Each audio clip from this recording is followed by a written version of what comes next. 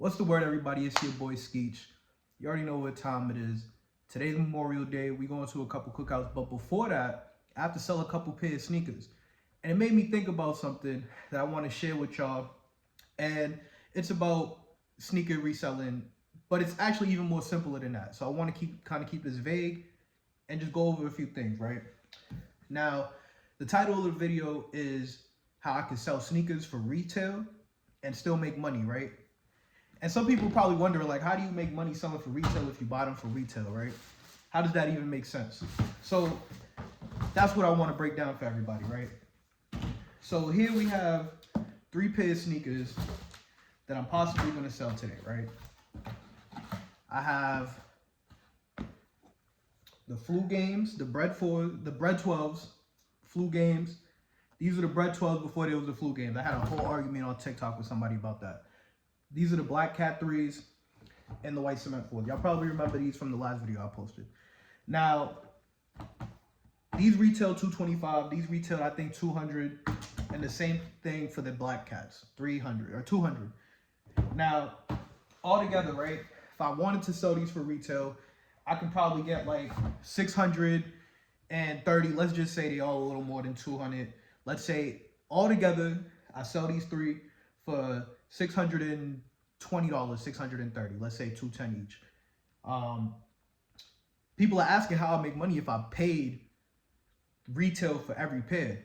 I would just be breaking even. That's what I want to talk about. So, and then when you're in the buying and selling business, there's a few important things, and this is universal. This is not just sneaker reselling. This is fundamentals for everything. Specifically, I'm going to talk about sneakers today, but it could be for Funko Pops. It could be for video games. It could be for anything that has limited quantity or whatever the case may be. Again, let's take out all the frills and just talk about buying and selling, right? So the common person would assume you can't make money selling things off of retail, right? But it depends on what your in is. Now, when I say you're in, I mean how much you paid, right? So I paid retail for these, but on these 2 pairs, I got these 2 in a bundle deal that I did with one of my friends, and he sold me these 2 and a pair of Cool Grade 9s for $450. All brand new. We don't rock with reps over here. I got the receipt from Snipes and all that. Now, people probably wondering why he sold those to me for that price. And to be honest with you, I don't know. There's probably some things he has going on. It's really none of my business for real. But what I do know is he reached out to me and said, hey, I got these shoes I want to sell. Would you come buy them? I said, sure. Gave me the price. I said, all right, that's cool, right? And so I paid $450 for these 2 pairs and a pair of Cool Grade 9s, all brand new, right? And I sold the Cool Grade 9s like 2 weeks ago for retail, $200. I think that might be even below retail. They probably like $210 in the stores. So I sold them for $200 and $200 even, right? So my in on each one of these pairs, including the 3rd pair, was $150 each. So $150 is how much I paid. In order for me to break even on these sales itself, I have to make $450. Everything on top of that is extra. I sold the Cool Grades for $200. For this deal alone, that means I only need to make $250 to break even. Okay, cool. So my in on these 2 pairs was $150 a piece. This is retail, right? Now we're going to talk about the out. When I sold those Cool Grades, again, $150, I sold them for $200. Right there, I am $50 above for what I paid for them. So I made $50 selling that pair, correct? Correct. Now, if these retail for $200 and I sell them for $200, I make $50. So, and if you add the numbers up, 200 plus 200, so the price of the Cool Grades that I sold them for and these right here, that's $400. That means at this point, right, this pair of shoes that I have, all I need to do in order to break even is sell this pair for $50. Now, I could sell this pair for $100 if I wanted to, and I will still be above my investment because all I have to do is sell this pair for $50. Now, they're brand new. This is an original colorway that Jordan wore. So me selling these for $100, people would probably be like, you know, all day. Somebody would buy these for $100. But I could sell them for retail. So let's do the math. If I sell those 3 pairs that I originally had for $200 a piece, 200, 200, and then the third pair I already sold for $200, that's $600. That means I made $150. So because my in was less than retail, I'm able to sell at retail prices. And to be honest with you, I'm not sure what the market is on these. They probably go for more than retail. I could probably sell this for $250 maybe. I don't know. I'm not even gonna check. These right here, $250. Now when we come to this pair right here, right? This is a whole different deal. This has nothing really to do with these, but because these are being possibly sold today, it's part of it. Let's throw it into the collection. Now, I can get retail for these. I paid $225 for these, right? I see online people are selling them for, on release, $280, but now I'm seeing the price start to come down. So eventually, these will probably, again, retail if I really want to get rid of them. If I don't, I can hold them.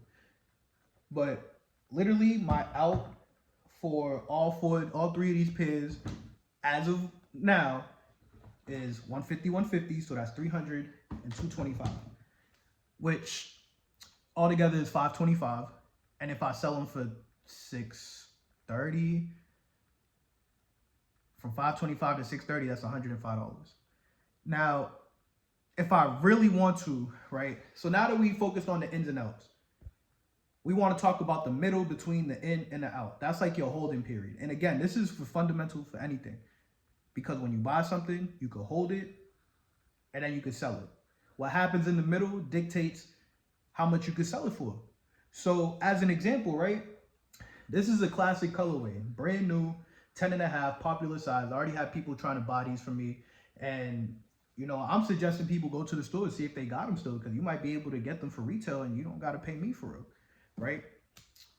So because this is a classic colorway, if I keep these on ice for, who knows, I don't know, let's say a year from now, these will be no longer in the stores.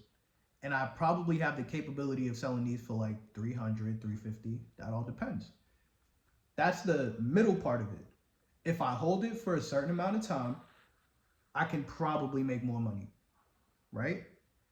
Because they're limited quantity. After a while, they sell out and they're a popular shoe. A lot of people like the Nike Air. A lot of OG collectors like the Nike Air.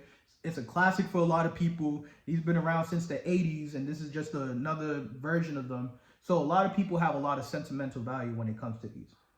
So if I hold these, everybody starts wearing their pairs. The quantity of pairs that are still brand new starts to trickle down. There's still going to be pairs out there, but they're going to be more expensive because if you want a brand new pair, you can't walk into the store and get them, right?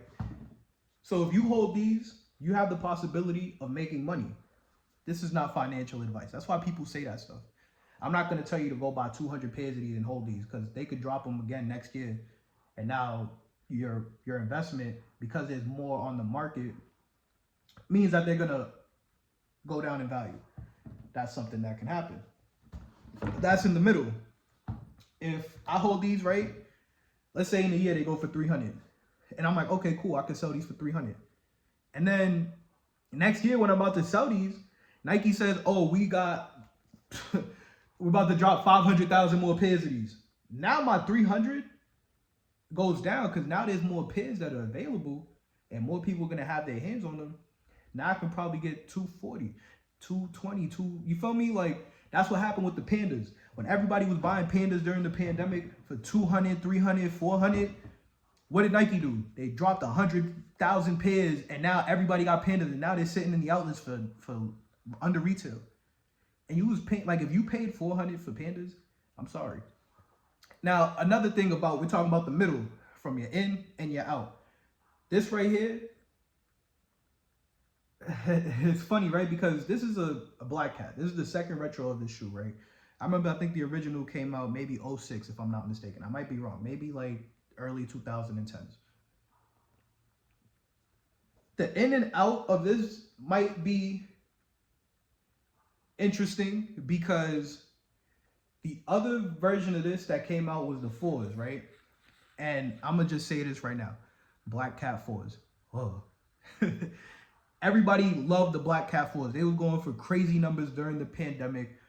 And these are the Black Cat threes. You can't go wrong with a pair of threes, but you know there's more hype around the fours, whatever the case may be.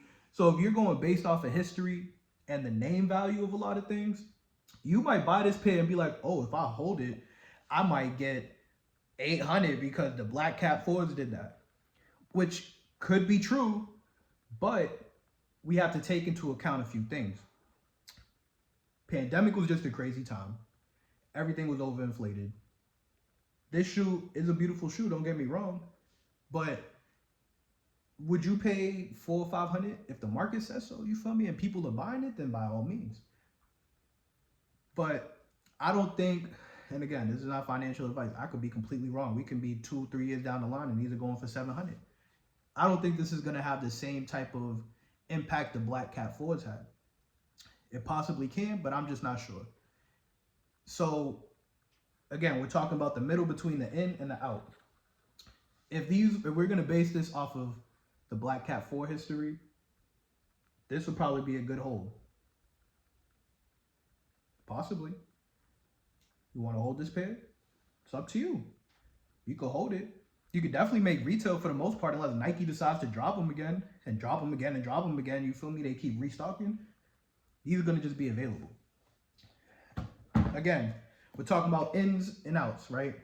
Now, remember, right? And I kind of got a favoritism for this shoe right here because I love this colorway. It's a beautiful colorway, and this is a shoe that I had when I was younger. And I just love this shoe, right? So if I was to keep any pair, I'd probably keep this one, right? Because it has a little sentimental value for me. And again, if I sell all these shoes, I can technically keep this pair. If I sell this shoe for $200, I make my money back from that deal. I can keep this pair because I don't, I'm not really worried about $50. I could weigh these down 100 times and still sell them for $50 and make my money. That's going to lead into the next topic, right? We're talking about ins and outs. Another thing that can have an effect on how much you sell something for is if you wear them. Now, these go for, let's just throw a number out there, $220, $250, whatever. If I sell those Black Cats, I have these for $50. That's kind of how you could say it. I already made my money back from that deal. I'm minus 50 technically, but if I hold these, I got these for $50, right? I could wear these 100 times, right? Keep them clean, all that good stuff, because I do restoration, so like my shoes are always clean for real. I could wear these 100 times, right? And I could sell them for $50. And my original investment that I made all my money back, right? But I can't sell them for retail for the most part. If I wear these. If I decide to put these on my feet right now, I can't sell them for retail. Because you can just go get a, not retail, but like whatever market is. So again, $250. If I put these on my feet and I wear them today to the Memorial Day cookouts and all that, you feel me? I'm eating hamburgers and stuff and they clean, even if they clean. I can't sell them for the market price because they're worn now. So in between me buying them and selling them, I wore them. So now the condition has an impact on the value of the sneaker. These are brand new. I can ask for market. If I wear them, I can ask for market, but that doesn't mean I'm going to get it. Unless somebody just wants my shoes that I wore. I mean, if you want me to wear the shoes and you want to buy them for market because you think my feet smell good or something, you feel me? Like, whatever. But like, that's something that has an impact on it too. So if you wear your shoes, that has an effect on the value, right? And again, this is basic fundamentals. Your ins, your outs, and everything in the middle that messes with your out. This goes for Funko Pops. This goes for stocks. With stocks, it's a little more it's a little more crazy, but it's kind of basic if you explain it like that. You buy a stock. Let's say you buy Apple. You buy Apple for $100 for one share. Let's say this is an Apple stock, and you buy it for $100. This is Apple right here. You buy it for $100, and then between now, Apple does some crazy stuff. They make Apple glasses. They make the iPhone 18, and it's a beautiful phone, and it does all this extra stuff, and you feel me? And now, because Apple's doing all this stuff, the value of that stock goes up because Apple is creating more value. People are more invested into Apple and things of that nature. By the time you're ready to sell, for whatever reason, and let's say Apple stock is at 150, between the 100 that you paid for it originally, all the stuff that happened in the middle that gave it another $50 worth of value per stock, and your selling point, that's what you make in the middle. But there's a couple of things that can have condition, because Apple can do what they do all the time and do really nothing, you know, sometimes, and I don't want to get into too much detail about that, but sometimes they're really not that innovative, so people don't really invest into them because they don't really do things. Like my iPhone 13 probably do the same thing the 15 does. You feel me? So, or let's say Apple's like drops the iPhone. Now nobody has a reason to buy Apple stocks. Now you're 100. When you go to sell it, it's 60. You feel me? It's stuff like that. It's not financial advice. It's just kind of basic fundamentals. I'm about to go sell. I'm selling this pair for sure. I'm seeing if the buyer wants to buy these other pairs. I'm less than retail on these. That's why I can sell them for retail. Long story short. Short story long. Whatever. What y'all think though? Should I keep a pair? I really don't have to sell these, to be honest. Like, I could really just hold them and just hold them for real. I don't really need the money right now, to be honest. Like, I could sell them for $650 maybe, but I don't really need $650 right now. And if I could hold off on selling these, and let's say the value of each pair of these go up to 300,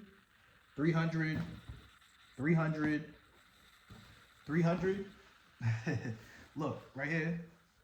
What's that called? Cover art. No, it's not cover art.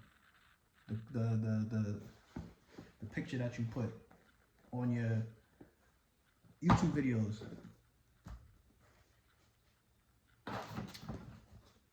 If I sell these all for 300, that's 900, right?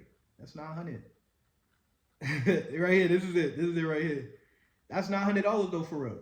Like, I could sell these for 300, make 900, and 150, and then 225. Again, that was 525 altogether. If I was to sell these, I could sell it for 900. That's 375 right there. I could sell 2 of these pairs for 300 if I hold them. And that covers everything. And then I could keep a pair.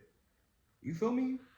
It's like stuff like that. You start thinking about it like that. That's how you make value. That's how you are able to do things. You feel me?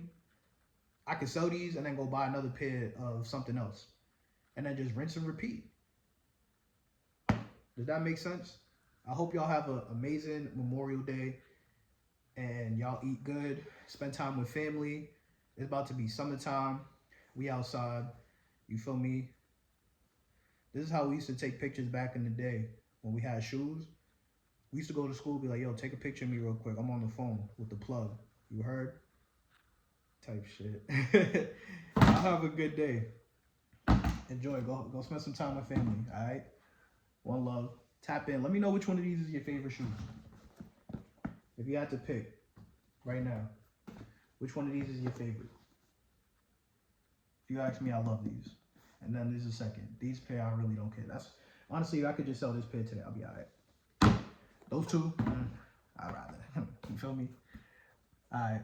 Y'all have a good one.